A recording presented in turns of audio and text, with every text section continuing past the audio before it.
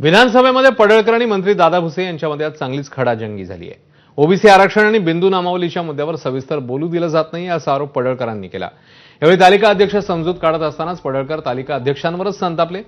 माझी लक्षवेधीच रद्द करा असं पडळकर अध्यक्षांना म्हणाले। त्यावर पडळकर वेळेवर उपस्थित नव्हते असं भुसे म्हणाल्यावर वाद वाढला असं पाहायला मिळालं। ही 66.67 पेक्षा जास्त आहेत मार्क। त्यांना खुल्या प्रवर्गात दाखवण्याची आवश्यकता होती, परंतु त्यांना खुल्या प्रवर्गात दाखवलं नाही। मंत्री महोदय उत्तर द्या। नाही नाही, अजून विषय ना पुढे बघा, मला या विषयावर बोलायचं नाही। माझी लक्षवेधी कॅन्सल करा। आपण प्रश्न घ्या, प्रश्नाची उत्तर प्रश्न नाही, मला उत्तर नको आहे।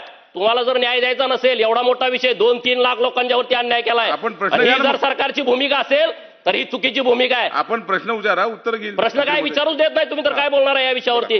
काय कळालं तुम्हाला या विषयामध्ये? अध्यक्ष महोदय, मी अतिशय नम्रतेने आपल्याला सांगू इच्छितो। प्रश्न नाही, मला उत्तर नको आहे। ऐकून घ्या आता। मला या विषयावर बोलायचं नाही। माझी लक्षवेधी कॅन्सल करा। तुम्ही मला ऐकू नका म्हणजे? अरे उत्तर घ्या, उत्तर घ्या, उत्तर घ्या।